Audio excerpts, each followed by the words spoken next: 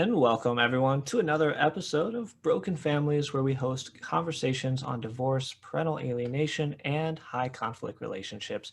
My name is Andrew Folkler. And I'm Barbara Pointe. Today we're going to discuss building healthy relationships and how to bring back that spark that might feel like a fading romance. To lead this conversation, we've brought on a very special guest, and she's going to help us really dive deep into intimacy and relationships. Lisa Schwaller is a relationship coach who works with men and women who want to bring back the love and intimacy into their relationship.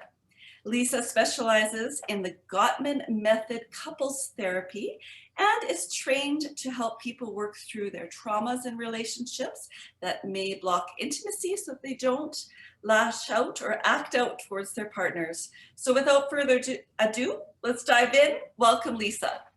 Thank you so much for having me today. I'm so excited to be here. Yeah, absolutely. Pleasure.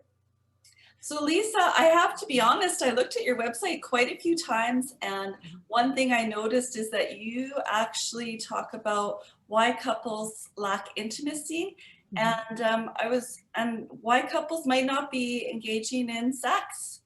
So let's start there. What are a couple of reasons why a couple might not have sex? Yeah, well, there's a lot of different reasons. And of course, everything can be really on an individual basis. But by and large, what I see as far as the reasons people aren't having the intimacy that they want is like, first of all, there's a lot of pressure. Like people put a lot of pressure on themselves. Their partners may inadvertently put pressure on them.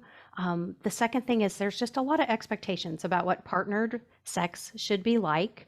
We're not taught in school about sexuality and how sexuality changes over time. And there's just a lot of expectations in our culture around what you're supposed to be like in a partnered sexual relationship. But then the last piece, and this is really where the trauma piece comes in, is a lot of times people are working through some of their own histories, like maybe their sexual history wasn't what they liked, or maybe there's even a history of trauma or childhood relationships. And there's just some individual healing that people need to go through to show up their best selves in relationships. So that's usually where I come in, is to help break that down. So say that one of your clients has some sort of childhood trauma, like how, as a partner, do you best support them in your relationship to help them either work through that trauma and also build that intimacy with them?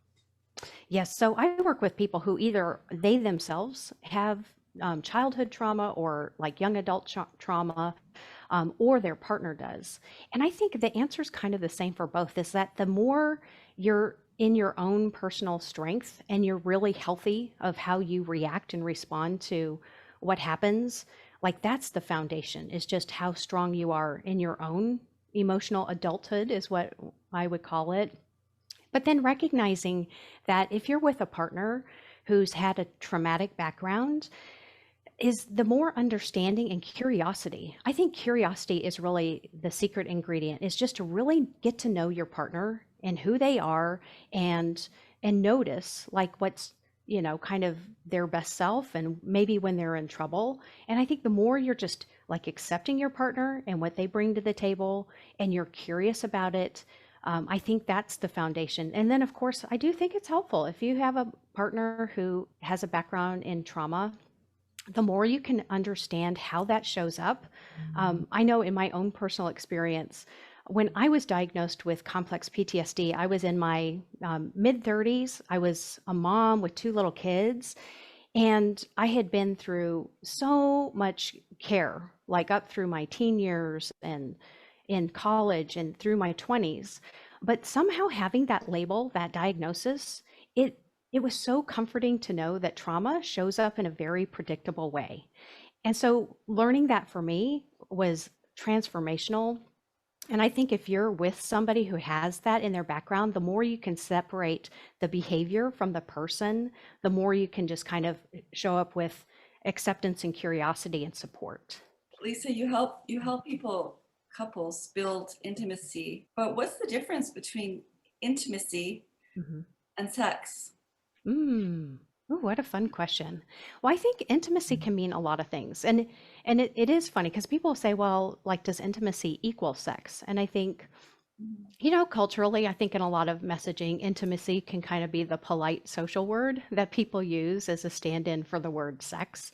But intimacy is really, it's just having that high trust relationship in yourself and with your partner that you can show up and feel like no matter what happens, I can show up as I am and be honest with myself and communicate what's going on with me, but then allowing the partner to do the same. Like, okay, whatever's going on with you, that it's a safe space, that people can be intimate or real or connected with each other.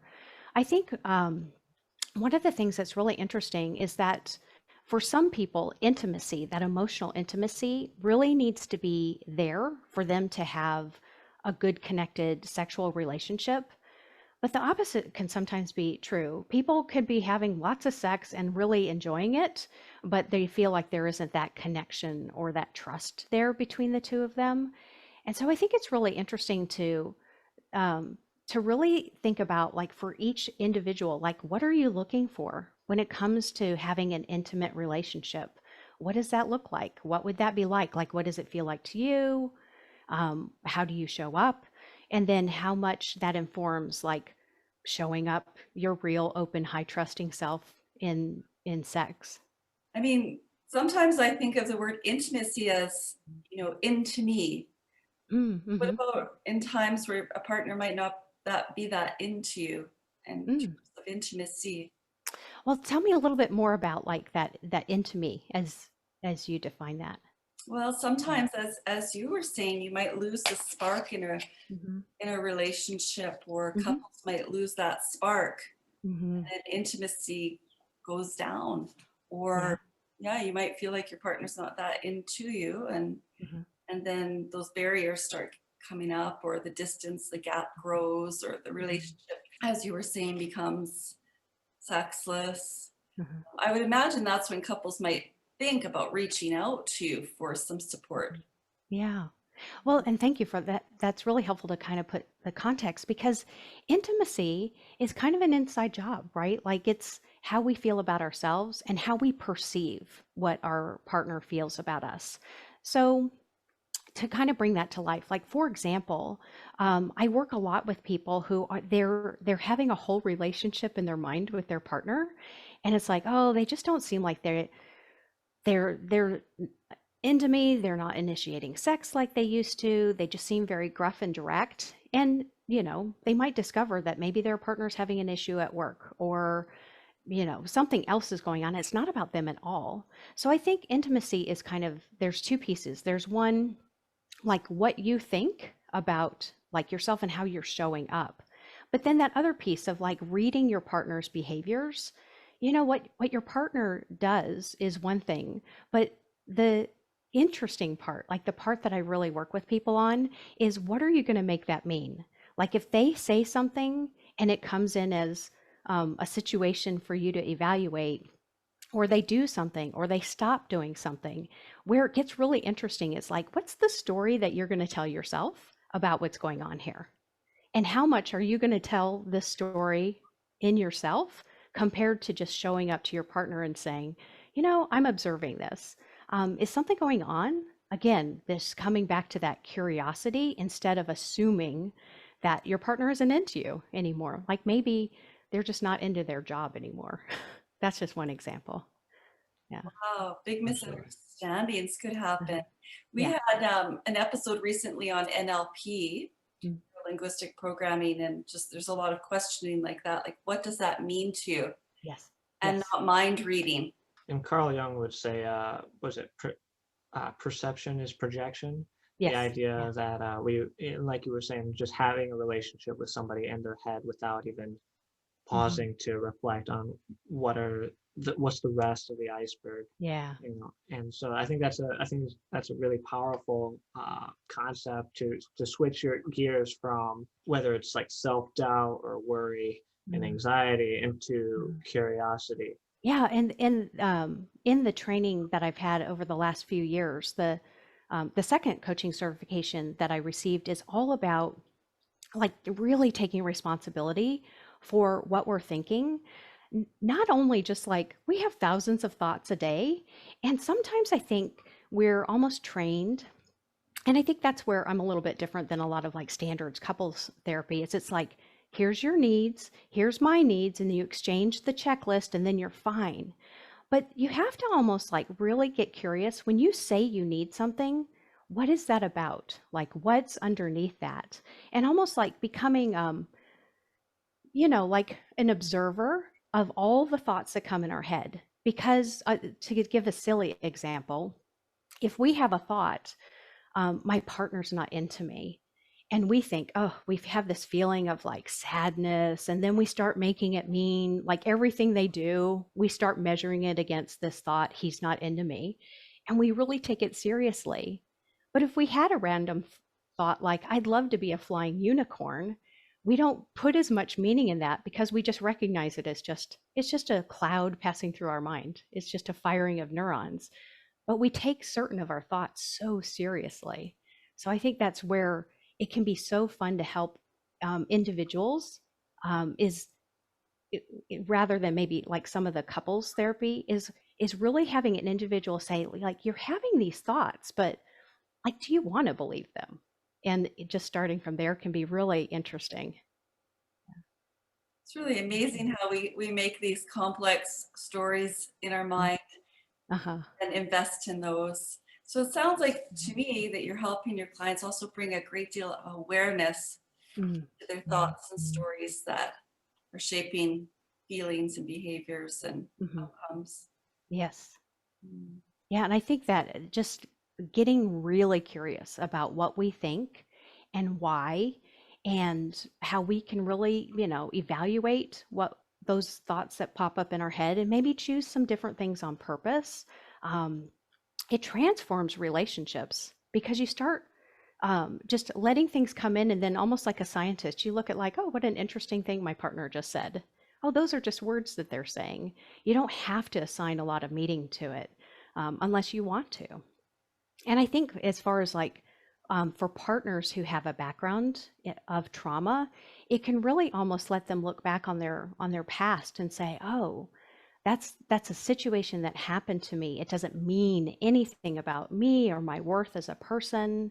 And it can be so healing internally too, to just recognize our thoughts, like that metaphor. Just they're just clouds passing through the sky, and we don't try to lasso everyone and turn it into something serious. I also get the sense that just being so curious that you're helping your clients bring a lot of present moment awareness or mindfulness to just showing up and noticing what's going on in themselves and their partner, Mhm. truly in the moment. Is Mhm. that true? Yes.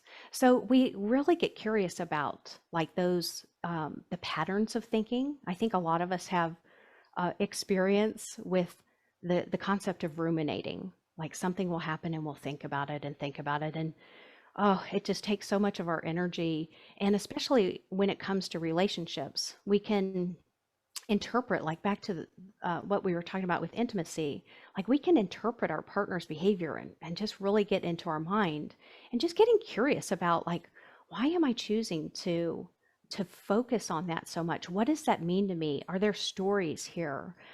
Does this connect to a story that I heard and internalized from decades ago? And really almost the way I describe it's like slowing down time. You just really pause and look at what's happening in your mind, and just like bringing those thoughts out for that analysis and that awareness with so much like curiosity, it just lightens things. Like I think one of the things that I know I really enjoy, and working with different people, is the more you can almost lighten these things that feel so heavy. It's easier in my mind to troubleshoot and solve and be experimental about something that doesn't feel like such a heavy weight. Yeah, and curiosity is a great key into that. It sounds like you want both curiosity within Mhm. yourself and your Mhm. own history and stories, and then curiosity within your partner Mhm. and their stories and their history. Mhm. So, say hypothetically, you go down this rabbit hole either within yourself or within your partner, and you're noticing these either inconsistencies within their stories and Mhm. their true self. How Mhm. do you bridge that? Mhm. I guess we could split the question in the sense of, okay, if I see something incongruent with myself and my Mhm. stories, how would I address that within myself? And Mhm. then as a follow up, if I saw something within my partner that was incongruent with them.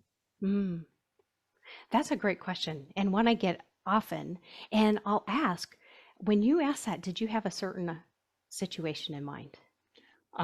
Well, I could list off something personal of my own if you'd like, as far as Yeah. for myself. Yeah. Let's see. So growing up, I dealt with uh, a lot of frustration within my own relationships because I would keep pushing people away.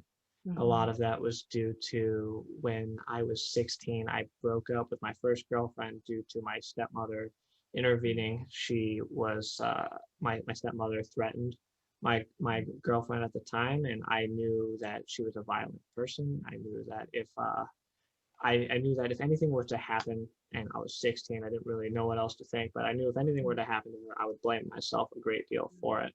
Mhm. And so that relationship ended very prematurely because I felt powerless. There was nothing I could do about it Mhm. to be you could say a decent partner, somebody who would Mhm. protect her from even my own family. So Mhm. fast forward, I'm 26 now. This was 10 years ago, Mhm. and I haven't dated since then. You could say like I've gone on a few dates here and there, but like nothing's ever really connected considering that I've been mentally in my head pushing people away. And one of the stories I kept telling myself I need to resolve my family drama first Mhm. before catering to any relationship needs.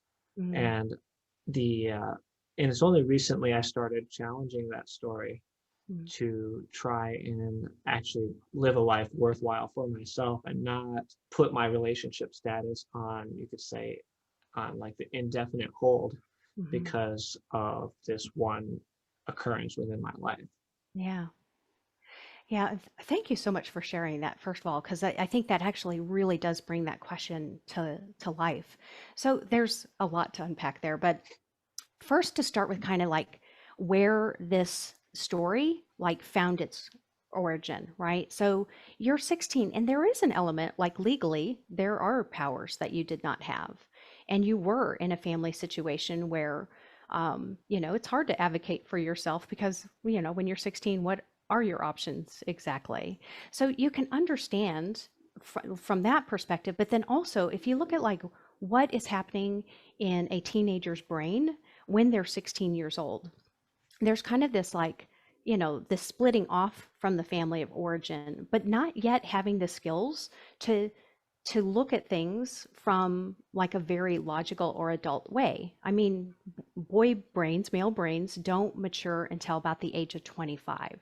So you had a child's brain, you're in a situation where you're in a child's legal situation, right? You're living with your family. So it makes sense that you're here like, I want to stand up for this relationship, but I don't know how, and I can't, right? There's certain things to almost have a lot of compassion for that episode of your life. And then it would also make sense, like fast forwarding out to when you were 26, to say, um, like, I have to wrap things up. Like, I recognize that I'm having this pattern and I want to resolve it. And it's so tempting for us to think, like, if only I could get to closure on this pattern, then it'll be okay moving forward. But the tricky thing about life is that we do learn through experience. And I'd also almost offer that when we put ourselves on indefinite hold while we're trying to heal, we're actually bypassing the best healing accelerant, which is practice and being in relationships. And as those things come up, of just recognizing them and working through them in partnership with someone else. I think it's Gay Hendricks where they talk, is it the imago therapy, where they talk about how we seem to attract people who are our best healing partners. And the best way to learn how to be in good relationships is to practice while in relationship, if that helps Absolutely. answer that question. Yeah. I think that's a very powerful way to explain it, and it Mm, was an intuitive realization that I've been slowly coming to. mhm. Yeah, it makes total sense. Our brains, they do not like uncertainty. Their job is to keep us safe, to have as much pleasure as possible, and to do things as efficiently as possible. Like they don't want to expend a lot of time. So when you look at, um, it's exciting because our brains, I mean, it's exciting, but it causes us a lot of drama in our modern lives. But our brains they're going to the memory bank and the evidence that we have to make sense of the world. They don't want to figure everything out from scratch, which thank goodness we don't have to wake up every day and figure out how does getting dressed work again. So it's good that they're efficient and look for that past evidence. But when it comes to looking into the future, and there's nothing but uncertainty in the future, and our brains are not comfortable with that. So, of course, we look at like, oh, should I get into another relationship? And the brain says, let me check the files. No, bad idea. Unsafe, probably not going to be fun if that happens again. Let's just be as efficient as possible and just turn on some Netflix. Yeah. That's really neat, Lisa. I noticed that Andrew really like smiled when you were chatting. So Yeah. Mhm. I guess that part of our brain has been with us the longest as well. It's the Yes. oldest part of our brain that's trying to keep Mhm. us safe. So it really knows what it's doing. Mhm. Yes, and for people who've had childhood trauma, what's so interesting is that it actually impairs the development of the prefrontal cortex, which is that higher level decision making part of our brain. And one of the things that was so exciting to me getting my diagnosis is that I was like, oh, it's a brain injury. It's a gap in the brain development, and it made me feel like I had something I could work on. And it's so interesting that we actually, they've learned so much about our abilities for our brains to learn new things and to strengthen, and how much like really being curious to those patterns and saying how much is my like prefrontal cortex in charge of what I'm choosing to do here compared to that reactive ancient part of my brain. Yeah, that's such a good point. That's the beautiful thing about counseling or coaching is that we can Mhm. actually open up those neural pathways in our brain that Absolutely. help us make choices from Hmm. our higher self or from our prefrontal cortex. Right, exactly. Uh, Yeah. Wow. Just wondering if it feels right for us to go back to trauma because it seems like if we have trauma and we don't feel safe, we can't do any of the things you're talking about, like showing Mhm. up present or Mhm. getting curious because we're we're triggered by our trauma. Mhm. So it seems like there's a whole layer of barriers when someone's dealing with early trauma or past Mhm. sexual trauma. Yes, that can definitely be the case. So for a lot of times, and one of the things that I think is really important for people to be aware when they're looking for someone to work with on this is that, coaching pretty much assumes that someone has kind of a baseline level of functional. They're able to cope with the challenges of everyday life. And it's about like really getting into the workshop of practicing these skills. So if someone is really highly triggered or they're having trouble functioning, like they're having, really acute situations in their relationships, or they're not able to function, with what is happening with work or maybe other like school if they're students, I think it's really important that if someone is just having trouble getting through the day, that they work with a licensed therapist who has all of the skills and access to those resources. And that being said, the other thing that comes to mind is one of the things that I love about the Gottman Method is when you go through their training program, they specifically in the level 2 training address certain other scenarios or comorbidities, like other scenarios that may present for people working on their relationship, addiction, abuse, domestic violence, and then they do address trauma. And I think it's really important that if you have a background of trauma, that as you're looking to hire someone to help you kind of walk through your own healing journey, that you work with someone who's specifically trained in trauma, because it presents in very specific ways. And it presents a lot of additional, just challenges that aren't all necessarily, difficult or hard to go through. But I do think it's helpful to work with someone who is really trauma informed and aware. Oh, that's an important distinction to make, absolutely. But you're trained in the Gottman Method, and I'm not sure exactly what that is. Like, why did you select that, and why is that Yes. helpful for clients, and what does it offer? What's it about at its core, this method? Yes. So a Gottman method is that there is a married couple, John and Julie Gottman, and John Gottman is a researcher. And over 40 years ago, he and a friend of his just were like, "What's going on with relationships?" And they started a laboratory where they would collect a lot of data on relationships. And then Julie, his wife, is a therapist, and she's a practitioner, and she brings the clinical application. So what really attracted me is both of those things. I'm not a therapist, so I'm not like a certified Gottman therapist, but I have been trained in their level 1 and level 2. And what you learn from that is very research-based approaches to how to assess what's happening with an individual in a relationship, as well as the couple, but then also certain interventions. So you may have heard things like the ratio of positive to negative feedback in a relationship. They've done research through over 40 years now, longitudinal studies, thousands of people having gone through their lab, and they've measured that if a couple has at least 5 positive, bids for affection to every 1 negative piece of feedback, that those relationships are healthy. That if you start getting to where the negative goes, higher in relationship, that is where the relationship is in the danger zone. Wow. So I'm curious, are you supporting clients to shift their focus to that positive zone and those positive thoughts? Yes, so there's a few things that we do is I'll first focus on just understand where they are with the conflict, what conflicts come up in relationship, because what the Gottmans have studied is that all relationships have perpetual or unresolved conflicts. So the joke is you can change your partner, but you're going into the grab bag of getting a few new perpetual problems.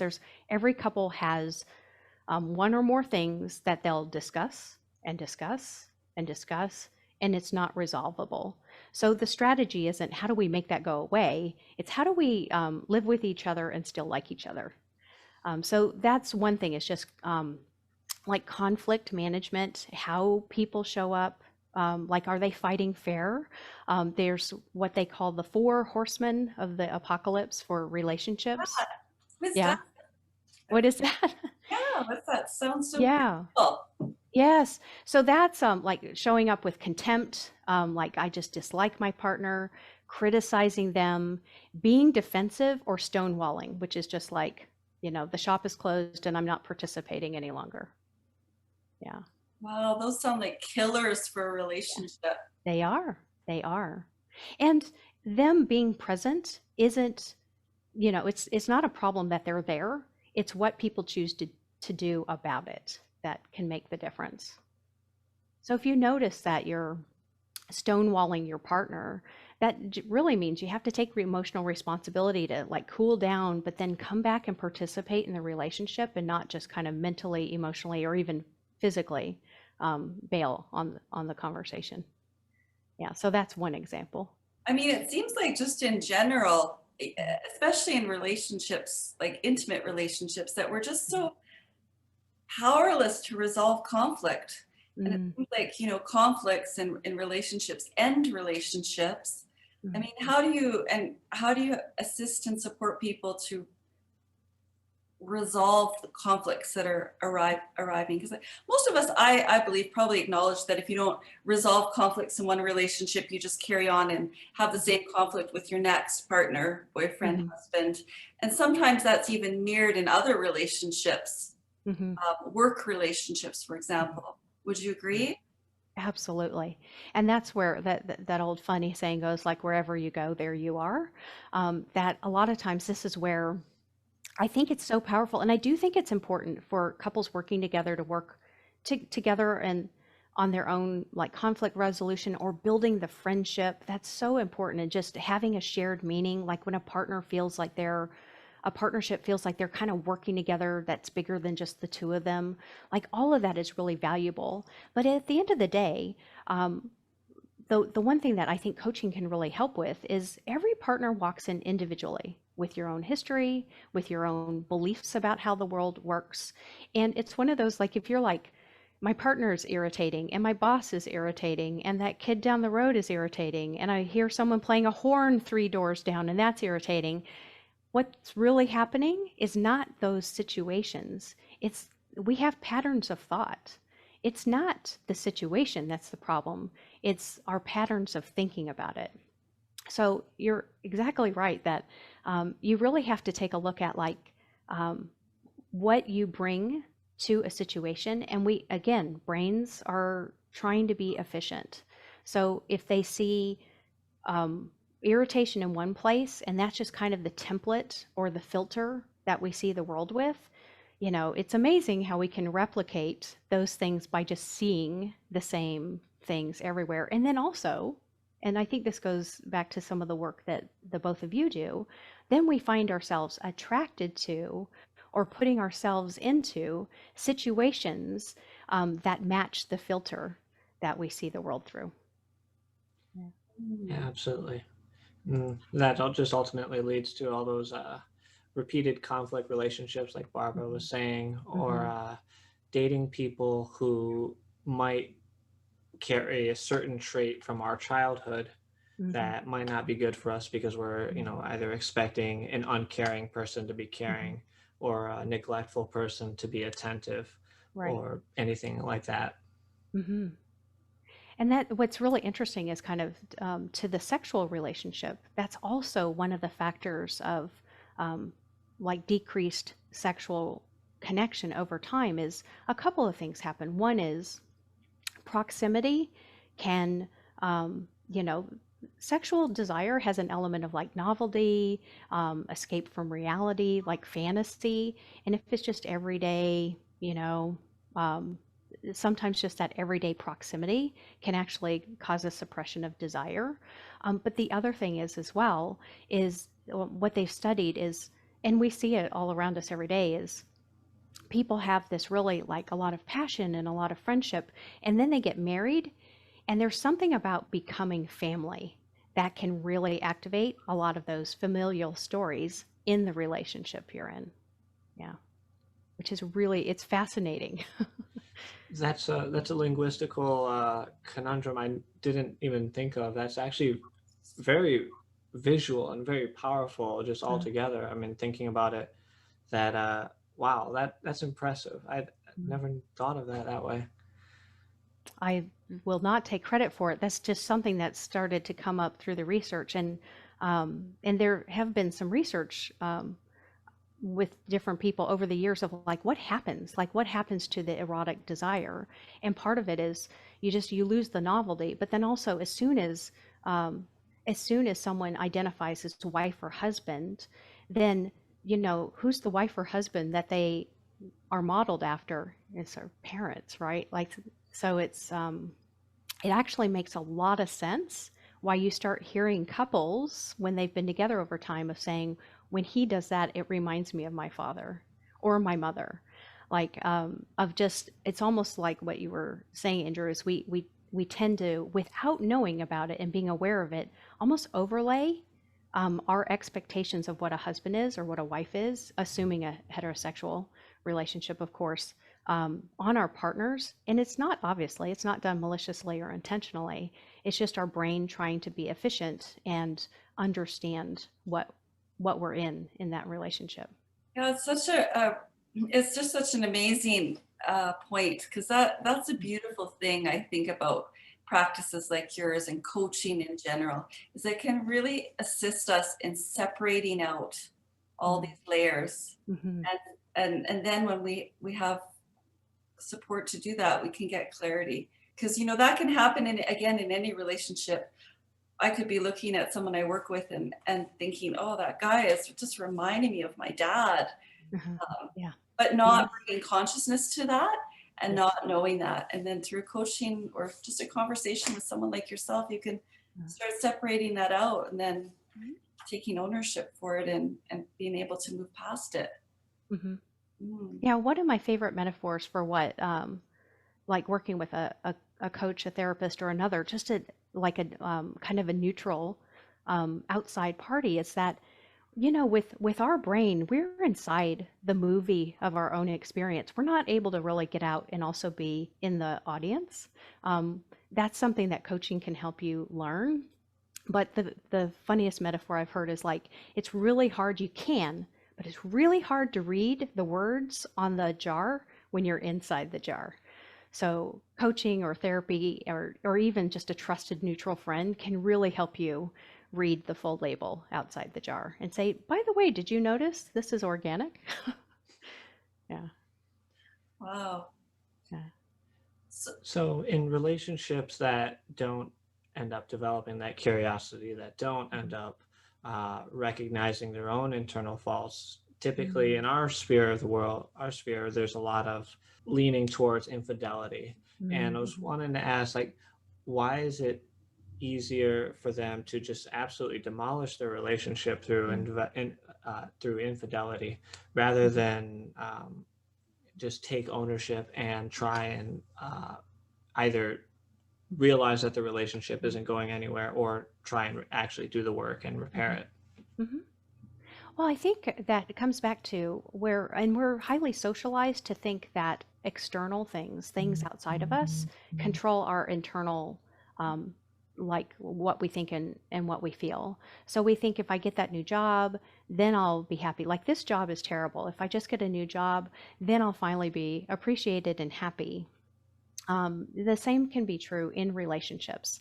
The partner who is thinking, who knows what they're thinking, that what they're thinking is as varied as the individual, of course, but they could be thinking, I'm not appreciated, I'm bored, I can't control myself. Who knows what the partner who is actually performing the act of infidelity might be thinking and their reasons for that choice. But part of that also is thinking that something on the outside will change the state on the inside, which, quite honestly, after coaching thousands of people, it's not true. The call is always coming from inside the house. I mean, we're constantly obviously dealing with broken relationships and broken families and broken marriage. If you're not having, I've still got them separated, Lisa. If you're not Yeah. having intimacy in a relationship, Mm-hmm. could that kill your marriage? And then if you're not having sex, Mm-hmm. could that kill your marriage or Ah, relationship over time? yeah, those are great questions. So I think that, well, to answer that question, I'll just preface by saying people can stay in a legal arrangement called a marriage, regardless of the conditions within it. So there's the legal container of a marriage, and we're very much, I believe, we're given a message that a long marriage equals being successful, and ending a relationship is considered a failure, which is interesting because our lifespans are so much longer than they used to be. People 150 years ago weren't signing up for the lifespans we are now with their spouses. So, with that funny thing aside, can a lack of intimacy kill the relationship that's in the marriage container? Maybe, but maybe not. I think it really comes down to what, as each individual partner, is what they want, like what they want for themselves, the kind of relationship that they want to build. For some partners, they just grow apart and their relationship becomes much more about the logistics and the maintenance, and they're actually okay with that. Like lack of intimacy doesn't necessarily equate to feeling loss over the lack of intimacy. Sometimes for some people, they're quite content to just cohabitate like roommates, like we've all probably heard people say about relationships. So I personally don't think that the lack of friendship is necessarily a death knell for a relationship. That being said, if it's a problem for someone, I think it's something for them to take a look at and see, is this the relationship that I want? Like, do I like who I am in this relationship? Can I work on it here? Or does it mean that this relationship has closed and we should go our separate ways? And then for the second part of that is the same thing with sex. I think one of the myths that I work with people on is that not having sex means there's something wrong with the relationship.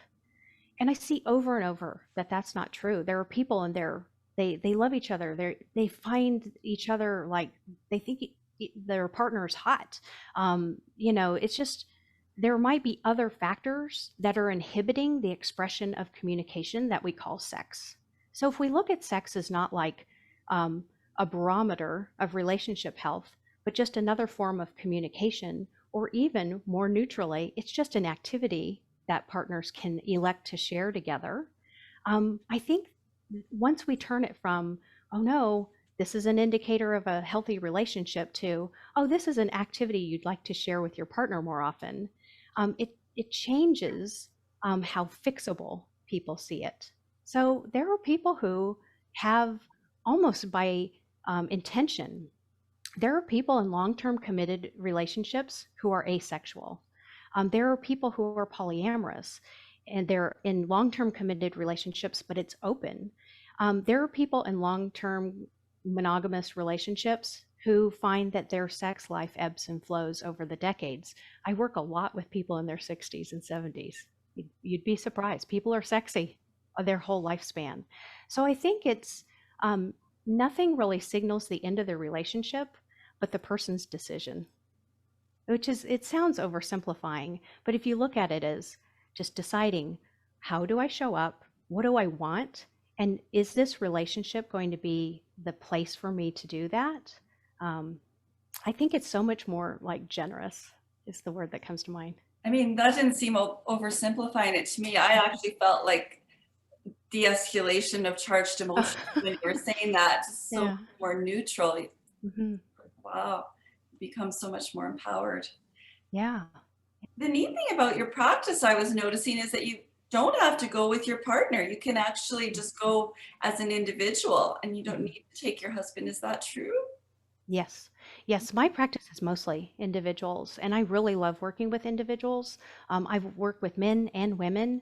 And what is really great is that when the person decides that they want to change their relationship to sex in general, but then also change the dynamics of their partnered relationship, I think one of the things that people find consistently surprising is, and to be honest, when I started, I was like, I'm not real sure how this is going to work, working with individuals without having the partner present, because consensual partnered sex is kind of it's a two-person electing in. But when one partner makes this a priority and works through like their history, like for example, with clients of either gender, body image issues, self-worth issues, maybe they've had uncomfortable sexual experiences from like early in their sexual career that just weren't processed through, and showing up, really kind of taking responsibility and really healing and learning the skills of like, arousal, which is kind of the mental, or desire, which is the mental part of it, arousal, which is when your body kind of comes in as well, and all of the things that go into sexuality. I have seen over and over one person completely change the whole marriage and even like show up differently as parents, just for the decision to work on their sex life. It's powerful. Oh, that is so powerful. I mean, just as a collective, as a world, just collectively, do you observe that we need sexual healing in life? That's a beautiful question. I think what's I find so intriguing is that we live in a very like sexualized society, and yet sex is such a mystery. And Mm. um, another way of saying that is, and this goes into like that expectation of performance that I think is one of the reasons couples stop having sex over time, is like there's this vague fuzzy ideal that we're consistently measuring ourselves against, of like, what does sexy mean, what does partnered sex look like on one hand, kids are told things like, you should wait until marriage, but then, you know, marriage isn't sexy. And, our brains are like, I don't know what to do with this conflicting information. So I think it's so interesting that, yes, our society, there's all this like icons of sex or stand-ins or like two-dimensional ideas of what sex is, but we're not taught how to like fully show up intimate with our lumps and our smells and our weird sounds, and enjoy that part of our lives. Yeah, so I would say yes, our society collectively could use a lot of sexual healing and acceptance of the human form. I think that's a really powerful statement, considering, like you said, you have the puritanical values of the Abrahamic religions as a dominant cultural force, Yeah. and then a lot of the media industry kind of Mm-hmm. some countercultures, some reinforcing those puritanical values, Mm-hmm. and even things like pornography, for example, presenting a very you could say skewed Mm-hmm. image of what sexuality is. It reminds me of a TED talk I remember watching by this. I can't remember her full name. I think her name was Cindy something, where she was presenting her company or nonprofit. I think it was called Make Love Not Porn or Mm-hmm. something like that. It was like a pro pornography website, but it was submissions from people who are in intimate relationships to show Mm-hmm. what real sex would look like. Some sort Mm-hmm. of social movement kind of thing she was trying to start. Mm-hmm. So, I mean, I think just overall what you're saying with how we need to realign ourselves towards that curiosity and that acceptance of each other is pretty important, and it makes a lot of sense. Mm-hmm.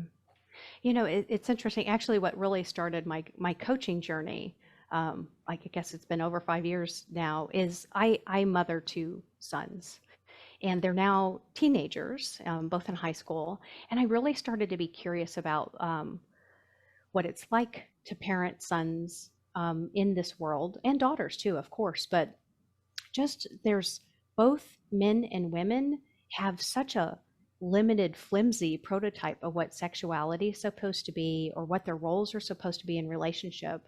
And society is trying to do all these changes to equalize how people show up in partnerships and how we take care of our families and also have careers. But it's really outpaced a lot of the training and learning. So a lot of what really drew me into this work is really trying to be an advocate for masculinity and femininity as both beautiful and necessary parts of our life, which is why it's so rewarding to work as much with men, because it's a myth that wives don't want sex and men can't get enough sex. That's just not what presents to my practice.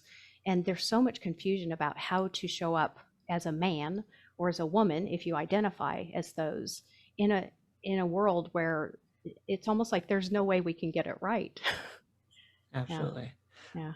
One little tidbit, I was kind of curious to hear your thoughts on this. I've always explained to people that masculinity and femininity Mhm. is within all of us. You know, we each have you could say, maybe it doesn't have to be split 50-50, but I mean, just in kind of like a yin yang, you know, we each have elements of both forms within us. And, you know, a guy is not 100% masculine, Mhm. nor is a woman 100% feminine, because if we were, we would be losing all the value from the alternative element. Mhm. Yeah. Yeah, I think and I think our understanding, I feel like we're kind of at a nascent level of really even understanding how to define masculinity and femininity without it being a limitation in its definition. But I think they're just qualities. And I think they're just qualities like tools. Like we have so many resources available to us, and there's like qualities that we, just like we label emotions positive and negative, I think we can almost label certain behaviors or characteristics as masculine and feminine. And I think it's just about like bringing that those things to bear. And again, just coming back to like, what am I looking to create in the world, and like, what's the best means for me to bring about this positive change in my life. Yeah, I feel like that's probably there's been so much work on masculinity and positive masculinity, and I think it's really important that, you know, we've had a lot of cultural discussion on, you know, females and what they're capable of and how what they bring to the table, and I think it's the same. I think we need to have that conversation about whatever any gender brings to the table. Yeah. Absolutely. Mhm. Well, Lisa, we have had such a rich conversation with you. And I'm just noticing that we're closing in on that hour mark. So if it's okay with you, I'd like to close with a little question and just read you something that I read from your website. Okay. So you asked your clients to just listen to themselves as if something amazing, even life-changing, was about to happen. You asked your clients to turn their mind off, and you asked them to open their hearts and really listen. Mm-hmm. And I thought that was so beautiful. And maybe if we were all just listening and opening our hearts, some great outcomes would happen. What might be some beautiful outcomes you would want for anyone visiting your client or sharing time with you, Lisa? Oh, well, thank you. Yeah, I love the idea of, and that comes from a short course I took from Michael Neal, and he was talking about, and it just was so profound, this idea that we very much often listen to fix, and we see that a lot in partnered relationship, is like someone will bring the partner and the other one's like, you know, coming up with the 10-step strategy to fix it. Or we listen to argue, and that's where defensiveness can really show up in a relationship. But the metaphor he used that I thought really can stretch people's mind is like, what if you listened like our Zoom camera was listening to us, just present, no judgment, open, but with that human element of being really open-hearted. And I think, to answer your question, what I'd love to see is, first of all, I'd love for people to stop listening to all the voices in our head. It's like those little chattering teeth. There's so many thoughts coming through our head. They're just characters, clouds, whatever metaphor works. And when you can almost like turn the volume down on the thoughts and just listen to your intuition, listen to your deeper wisdom. You know, your inner wisdom is not in a hurry. Your life is timeless from your inner wisdom's perspective, and if you really listen, there's so much like love and like self-confidence in decisions when you really listen to yourself. But then, kind of to the work that I do, the more you can just what your partner says, they're just words. Who knows where those words come from? Maybe they didn't mean those words, but just almost like listening underneath the level of verbalization for the intent of, while my partner's saying this to me, that's their thoughts that are coming out. But what's the feeling? Can I listen to for the feeling and kind of take it subverbal? So that's what I'd love to see, is that people just take it from the brain and bring it down into the heart and the gut, and listen with their whole body, because we're so encouraged to use our brains to solve problems instead of our whole bodies, which have so much intelligence. Wow. Thank you so much, Lisa. That's a really enjoyable podcast and so rich and generous, really beautiful. It was so much fun talking to you, and thank you so much for asking beautiful questions and sharing of yourself personally, so that I had something to kind of live coach against. Yeah, That was absolutely. fun. Yeah. Absolutely. Before we wrap up, was there any final pearls of wisdom or anything that you feel was left unsaid that you'd like to share with the audience before we wrap up? Yes. I would say what I would leave people with is that miracles happen. Like when you're in a healing journey, a personal healing journey, or you're in a healing journey in your relationship, that the beautiful ending that you're looking for may not look exactly like you hope, but I think there's so much more that we're capable of with our own healing and healing relationships. I mean, I know I've experienced it personally. I can't begin to describe how much different I feel, and how much more joy I feel in my life compared to the person that I was 30 years ago, for example. But then in relationships, I mean, I'm sometimes astounded at what one person or a couple can do. Um, so yeah, I would just leave people with, if you want something and you're willing to work to create it, even if you don't get what you want, you're going to really like who you are at the end of that commitment. Absolutely.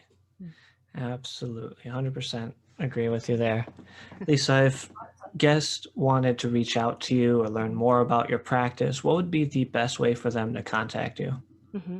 The best way is just to go to my website, which is lisaschwaller.com, so my first and last name, and I'm on Instagram, Facebook, even LinkedIn. So I love LinkedIn. It's a fun place. Yeah. But yeah, on my website is probably the best place to go and learn about my practice. I have been working with people in sexless relationships, and I'm actually looking to what I really want is for people to just be the best relationship partner that they can be, and that's so much fun. It's just it's so expansive. Alrighty, and that is all we have time for today. Once again, thank you everyone for taking the time to be with us. And if you enjoyed this episode, be sure to subscribe to our channel either on YouTube or to our podcast via the various podcasting streams. Don't forget, we include everything we talked about in a downloadable document. It'll be on Barbara's website at barbaraLapointe.com/podcast. It'll be great for you and your loved ones to build those healthy relationships and channel that curiosity. Barbara, if listeners wanted to reach out to you, what would be the best way for them to do so? Barbara at barbaralapointe.com. Absolutely. And if you want to email me, you're free to email me at startnow@andrewfolkler.com. As always, everyone, thank you for taking the time to be with us at the Broken Families Podcast, where we discuss and help you find solutions to divorce, parental alienation, and high conflict relationships. Have a wonderful day, everyone.